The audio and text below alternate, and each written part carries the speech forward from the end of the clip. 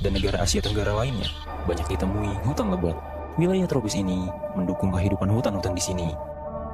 Di dalam hutan yang rimbun ini, tepatnya di bawah kayu lapuk, kita dapat menjumpai serangga kecil yang unik. Seketika, hutan terasa ada di zaman purba. Hewan yang kita lihat ini adalah trilobite beetle atau kumbang trilobita. Dinamai seperti itu karena penampilan luarnya yang mirip hewan purba bernama trilobite. Oleh karena penampilan luar tersebut, kumbang ini dijuluki fosil hidup. Namun, apakah ia benar-benar hewan purba yang masih bertahan?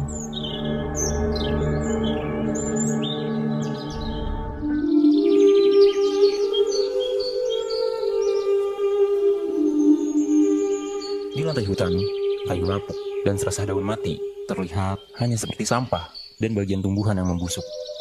Tapi, di dalamnya terdapat banyak kehidupan yang dapat kita temui. Seekor serangga dengan rupa yang unik muncul dari celah-celah kayu. Ia adalah seekor kumbang. Bentuknya yang menyerupai arthropoda purba bernama trilobite membuatnya dijuluki fosil hidup. Dari sanalah mereka dinamai trilobite beetle. Namun apakah mereka ada hubungannya? Trilobite adalah arthropoda purba yang hidup sekitar 500 hingga 200 juta tahun yang lalu. Mereka adalah salah satu arthropoda paling awal yang cukup sukses di masa itu. Namun, arthropoda ini hidup di air, bukan di darat. Dan mereka bukanlah serangga, apalagi kumbang. Meskipun nama mereka akhirnya disematkan juga pada kumbang yang satu ini. Namun, keduanya tidak ada hubungannya sama sekali. Trilobite beetle yang sedang kita bahas ini bukanlah keturunannya. Penamaan ini tidak lain, hanya karena bentuknya yang mirip, tidak lebih dari itu. Serangga ini berasal dari genus Duliticola dengan sinonim terbaru, yaitu Platerodrilus, dari famili Lisidae. Mereka dapat ditemui di Asia Tenggara, termasuk Indonesia, dan juga dapat ditemui di India. Sejak ilmuwan mengidentifikasi mereka pada tahun 1800-an, kumbang ini masih penuh misteri. Belum banyak informasi mengenai trilobite beetle. Di Indonesia sendiri, perhatian akan kumbang unik ini masih sangat kurang. Tapi, bila ia termasuk kumbang, lalu kenapa bentuknya sangat berbeda dengan kumbang pada umumnya?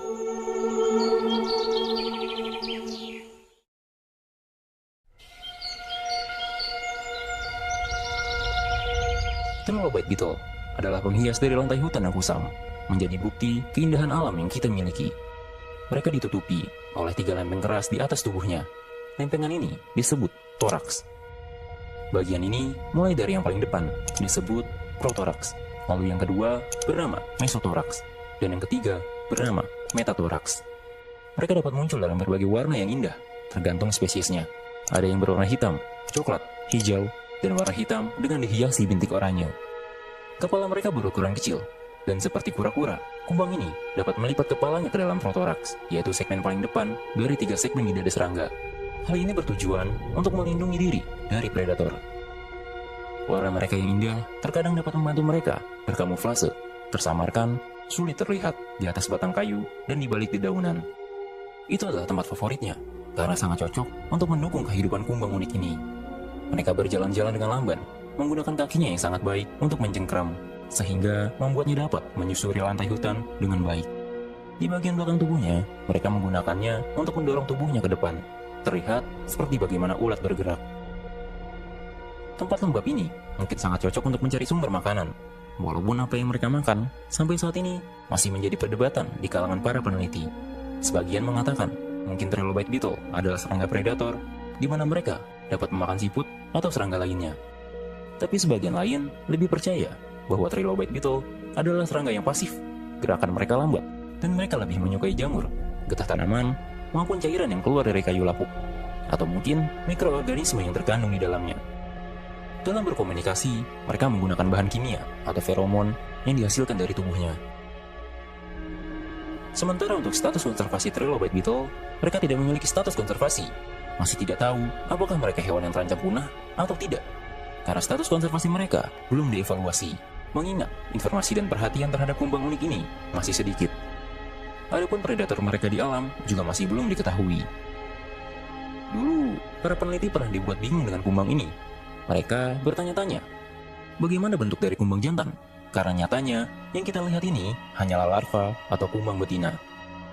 Trilobite beetle memiliki dimorfi seksual dan metamorfosis yang unik, yang bahkan pernah menjadi misteri selama hampir 1 abad lamanya.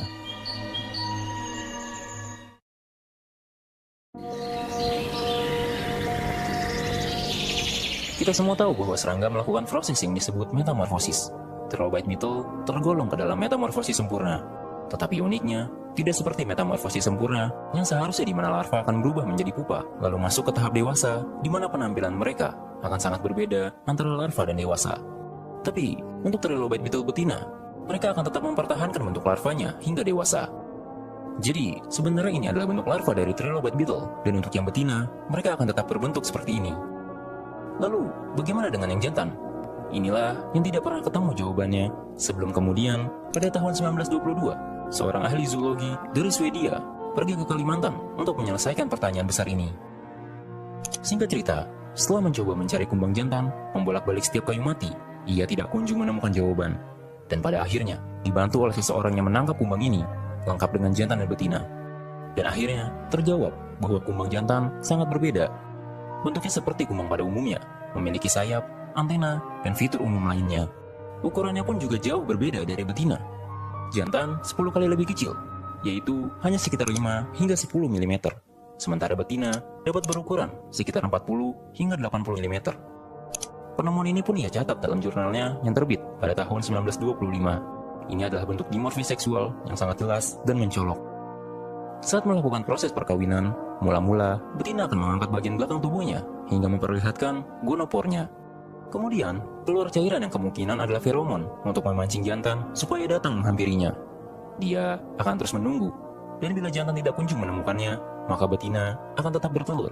Namun telurnya tidak akan menetas karena tidak dibuahi. Tetapi, bila jantan berhasil menemukannya, maka ia akan menempel pada tubuh betina. Proses perkawinan akan terjadi. Dan beberapa jam kemudian, jantan akan mati setelah kawin. Kemudian, keesokan harinya, betina akan bertelur. Mereka hanya butuh sekitar 1 hari untuk mengandung. Kumbang ini dapat bertelur sekitar 200 hingga 400 butir. Namun sekitar seminggu setelahnya, betina juga akan ikut mati. Pada tahun 1996, Alvin Wong dari Department of Zoology dari National University of Singapore, ia melaporkan telah menjumpai perkawinan ini di alam liar dari spesies Trilobite beetle Doliicola hoyseni. Belum ada pengamatan yang berhasil mencari tahu bagaimana siklus dari Trilobite beetle jantan. Namun kemungkinan mereka melakukan metamorfosis sempurna dengan melewati tahap telur, larva, pupa, hingga dewasa, di mana mereka akan menumbuhkan sayap seperti kumbang pada umumnya.